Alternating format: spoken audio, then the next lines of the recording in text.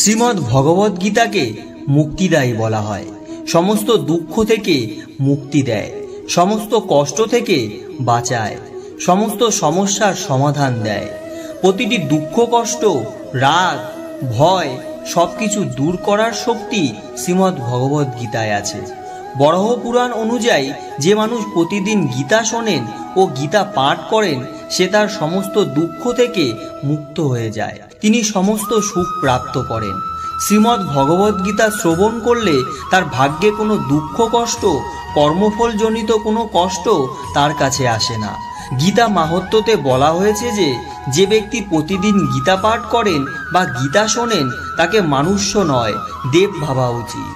আজ আমরা সেই শ্রীমদ্ ভগবদ্ গীতার 20টি শিক্ষা 5টি পর্বতে বিস্তারিত আলোচনা করব।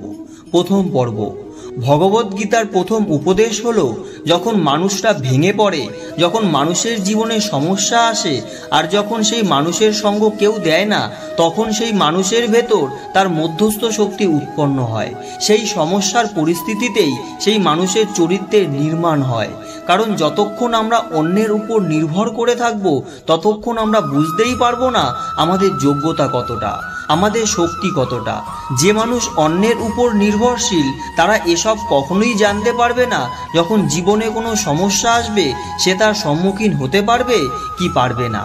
যখন আত্মীয় স্বজন থেকেই মানুষ কষ্ট পায়, যখন মানুষ একলা হয়ে যায়, তখন তাকে নিজের জন্য নিজেকেই থাকতে হবে, নিজের কষ্টের সঙ্গে নিজেকেই লড়াই করতে হবে। সারা পৃথিবী কেবল আপনাকে সান্ত্বনা দেবে, কিন্তু এমন কেউ নেই যে আপনার জীবন থেকে আপনার সমস্ত সমস্যা দূর করে দিতে পারবে। দু ধরনের লোক হয় পৃথিবীতে।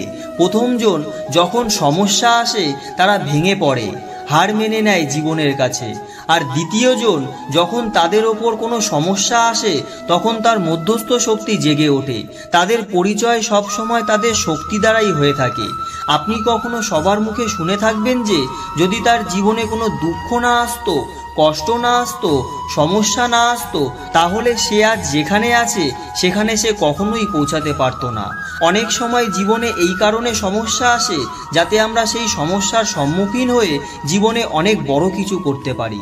শ্রীমদ্ ভগবদ্ গীতার দ্বিতীয় উপদেশ হলো যে আপনি আপনার সমস্ত দুঃখ, সমস্ত কষ্ট, সমস্ত ভয় ভগবানকে অর্পিত করে দিন।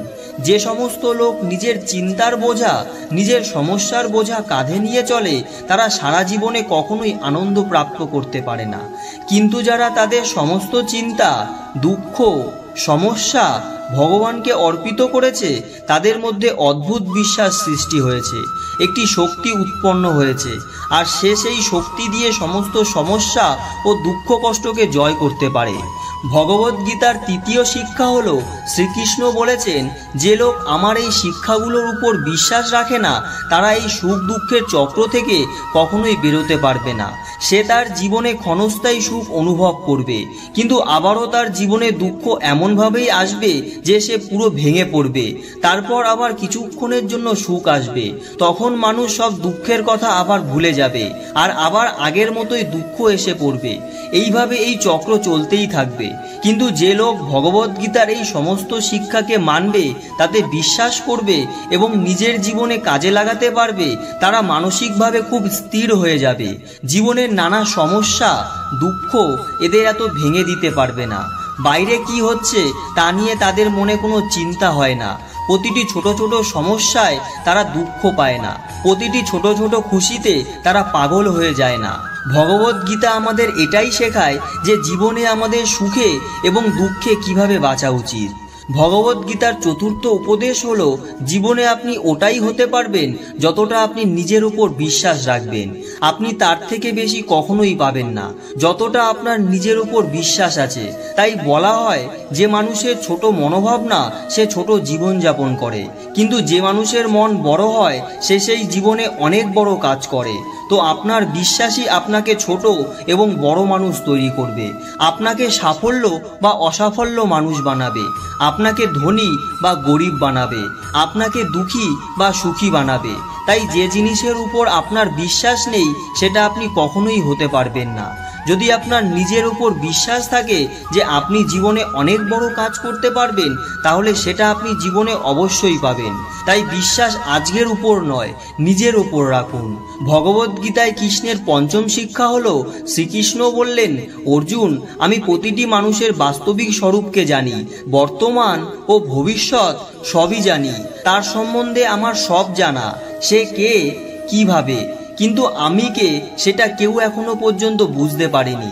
ঈশ্বরের সম্বন্ধে যে যার নিজের মতো কথা বলে, কিন্তু ঈশ্বরের বাস্তবিক স্বরূপকে কেউ এখনো বুঝতে পারেনি।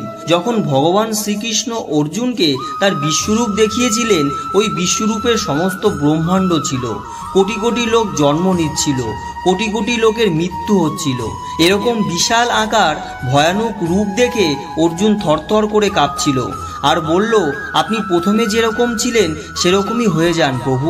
আমি আপনার এই রূপ দেখতে পাচ্ছি না, আমি আপনার রূপের মধ্যেই শিব দেখতে পাচ্ছি, আপনার রূপের মধ্যেই ইন্দ্রকে দেখতে পাচ্ছি, পৃথিবীর সমস্ত দেবদেবী আপনার মধ্যেই দেখতে পাচ্ছি, সূর্য চন্দ্র আপনার ভেতরে দেখতে পাচ্ছি, প্রতিটি নবগ্রহ আপনার মধ্যেই দেখতে পাচ্ছি।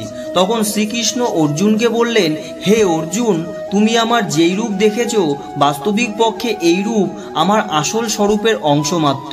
তখন অর্জুন অবাক হয়ে শ্রীকৃষ্ণকে জিজ্ঞাসা করলেন, এটা যদি আপনার অংশমাত্র হয় তাহলে সম্পূর্ণটা কি?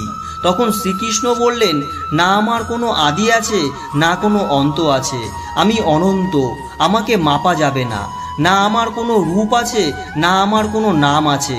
যে যেভাবে আমাকে ডাকবে আমি সে রূপে তার সামনে প্রকট হয়ে যাই, আর যে যেই নামে আমাকে ডাকবে আমি সেই রূপেই তার কাছে প্রকট হই। তাই বলা হয়, ভগবানের লীলা ভগবানই জানেন। শুধু আমাদের জীবনে সমস্ত চিন্তা, সমস্ত ভয় ভগবানের কাছে অর্পিত করে দিতে হবে। হে ঈশ্বর, আমার জীবনের দড়ি আপনার কাছে, এবার জীবনে যা হবে তা আপনি সামলে নেবেন।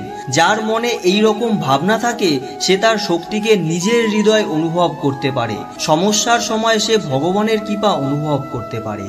তো প্রিয় শ্রোতাগণ, আজকের এই প্রথম পর্বের ভিডিওটি এখানেই শেষ করছি।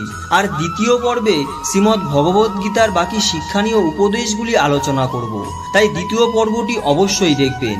আর আপনি যদি এই ভিডিওটি দেখে কিছু উপলব্ধি করে থাকেন, তাহলে অবশ্যই ভিডিওটিতে একটি লাইক করে কমেন্টে জয় শ্রী রাধাকৃষ্ণ লিখবেন। আর আপনার প্রিয়জনদের ভিডিওটি শেয়ার করবেন, যাতে তারাও ভিডিওটি দেখে উপকৃত হয়। সবাই ভালো থাকবেন, সুস্থ থাকবেন। ধন্যবাদ।